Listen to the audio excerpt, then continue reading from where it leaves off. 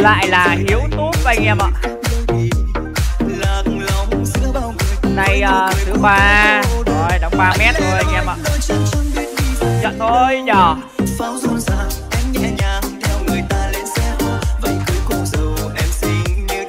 Vé vào này. Tuần này đóng 11 mét rồi này. Quà đại hội có này. Nhận này, mình đã nhận hết rồi. Trên trang 7 này. Quyết nhiệm vụ này, cái này quan trọng này. Đấy, quan trọng luôn đây này. Thị huyết đao, cám 100%. Tắt tương âm khí của đủ à. Đấy, quan trọng đấy. 200 vé quay à? Ok, quay luôn.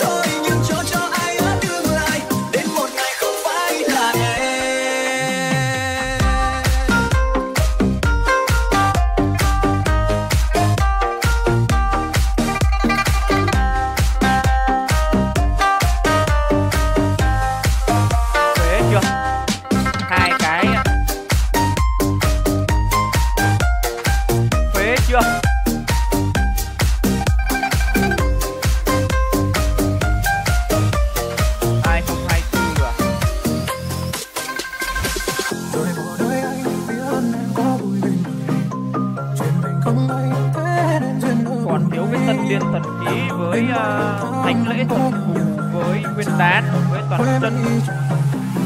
Thôi cứ làm cái tân liên thuần khí đi nhờ.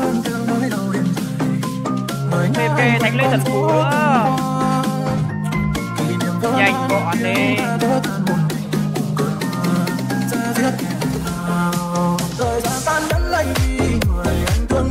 Lên bên Long Hồn cấp 11.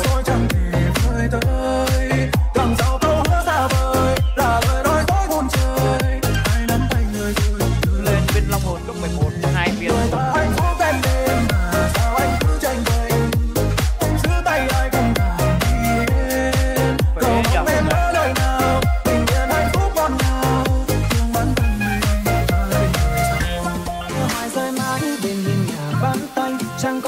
Lên bắn bắp à?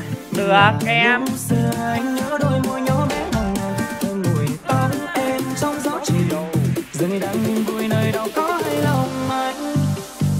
sang các em đi anh à.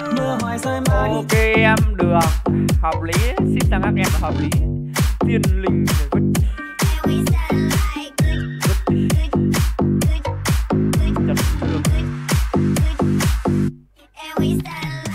cô đơn lênh đênh theo màn đêm về. Yêu em anh yêu cả một đời. Là thật tâm chẳng hề gian dối. Nhớ mai anh mất nhung huyền ngày dài. Người làm cho trái tim mỗi đêm phải vấn vương. Tìm lại đang tính hôm nào ra thêm vào mới qua chơi vui cho đỡ nữa. Chú Lâm ở đây. Đêm dần buông nhẹ chú Lâm ra chờ em tới. Từng lời người hứa cũng đã phai mờ. Anh cũng sẽ thôi chờ.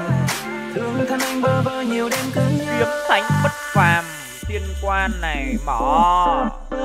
Mưa hoài rơi mãi bên hiên nhà vắng tanh. Chẳng còn một ai đứng cùng mình. Như là lúc xưa anh nhớ đôi môi nhỏ bé nồng nàn. Hương mùi tóc em trong gió 200 tỷ chưa? Ui 201 rồi. Thương thầm anh mất anh đâu ngờ cơn say. Lại cùng anh đi đến cả đời. Thôi là giấc mơ anh đưa đôi tay níu lấy một người. Cả đời anh không thể quên. Quán cái gì vậy? Rời xa anh nơi đây phải làm sao để níu đôi tay của em ở lại. Một lần thôi để níu đôi tay của em ở lại. 201 tỷ rồi. Không ngờ nó lại lên nhanh như vậy. Đeo thêm cái này nữa.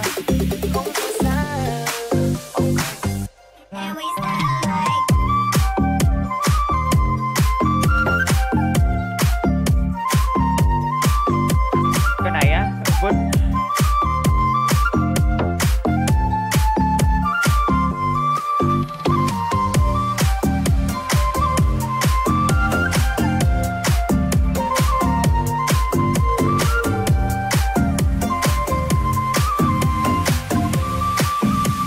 X2 nổ.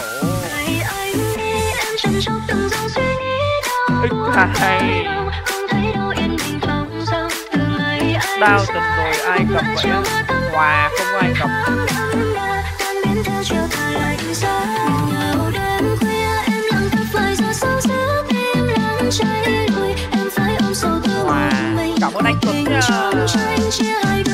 Ăn được cái bé chưa? Ăn làm sao được? Nhiều lắm.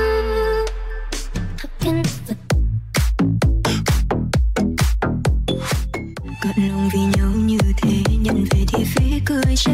Em chẳng được chút thoải mái, còn anh hả hê. Bỏ qua mọi chuyện em cố, cho dù biết sẽ xung đột. Dẫu anh hững hờ nhưng em vẫn luôn đứng chờ. Đằng sau rồi cũng sẽ hay, em ngờ rằng tình sẽ không phai. Quan tâm đến nỗi sơ sài, nên em cũng chẳng biết trách ai. Nhiều bi hài phố xuống vai, em mang tròn bầu trời tê tái. Đành phải mở lối tiễn bước anh đi một cách thoải mái. Từ ngày anh đi, em chẳng chắc từng dòng suy nghĩ đau buốt cõi lòng. Không thấy đâu yên bình không dòng. Từ ngày anh xa, em gục ngã chiều mưa tan té năm tháng đậm đà. Tan biến theo chiều anh xa. Nhanh tí á. Nếu mà xanh từ đầu lúc bỏ thì chắc tầm này 10k. Tầm này chắc tầm 10k.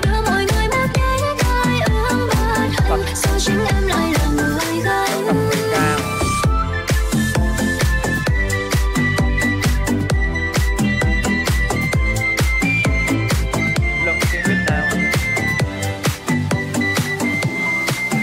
Liệu có lên được không nhỉ? 5 cái. 4 cái ra.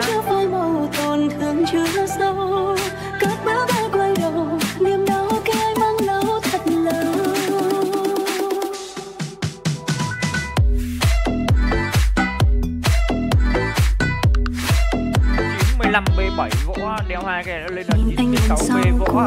Cùng bao điều tiếc nuối rơi theo dòng người hối hả. Năm tháng trôi dần qua, yêu dấu kia dần trôi mãi đến nơi xa. Anh chưa lường cái này anh cũng biết được nó cũng. Dù trăng ngày đã vỡ, gửi theo ngàn thương nhớ, theo anh cả từng hơi thở. Ký ức xưa còn không, game này game gì bác mãi vọng bác anh. Đủ ấy. Biển người bóng lá nắng mưa non đầu tiên. Hoa tổ đao. Tên tiếp nhờ. Đây là mới hả bạn ha? Bạn ơi. Hoa tổ đao, quả tên cái kỹ năng gì nhờ?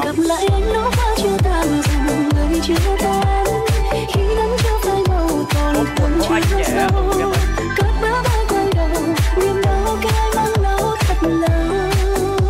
Điện thì top 1 được chiến luôn một ngày hôm nay, mai lại xuống 94B này 201 cũng 201 tỷ rồi.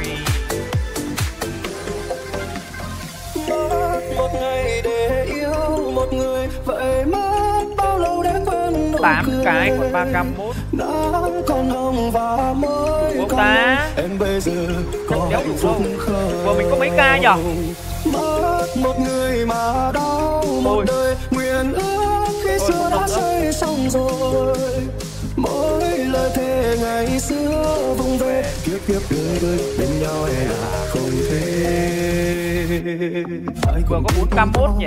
Vừa có 4k1 Lâm mất 700 à? Xuân thì người con gái như các cha hoang phí đợi chờ người ôm giấc mơ viết nhạc làm thơ. Anh bảo rằng đã thấy phép màu nơi đây yên bình để em nếp mi làm giàu. Việc vùng thân trên tay xa ngõ lòng em biết qua vội làm sai mất tên sẽ quậy không.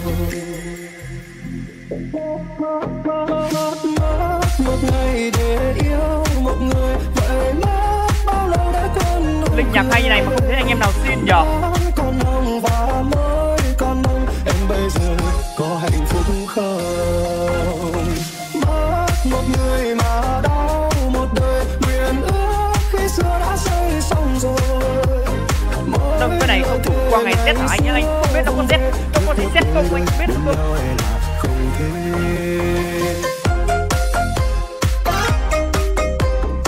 Gần là một đông luôn. Còn nhiều tính năng mới đó. Nhạc mát ai mà xin đó vãi cả nhạc mát hay như này mà bảo là mát lên tầm 4 ngộ được tầm 3 đủ vài phát nữa là lên thôi. Lên. Chắc còn 1k5 là lên. 1k5 là lên. Biết ngay mà. Biết có đánh lên tầm 8 đồ đâu em. 1k5 này thấy chưa? Đoán chuẩn chưa? Trời ơi. Vua 12 cái à. Vua đoán đồ 201. Ây da. Chưa lớp này lên trăm mét luôn. 94 về gỗ rồi.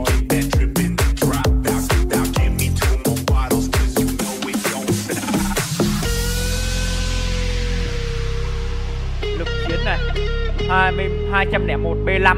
Mình có 201 B thôi. Thua 500 mét. Cái này là 201 B2. Nếu ngàn lời cũng không ngăn được bàn chân bước đi không bao chưa. Bái kinh tế vững cái. Cất riêng chờ lớp chiến luôn. Bốn vách ngăn cùng cô.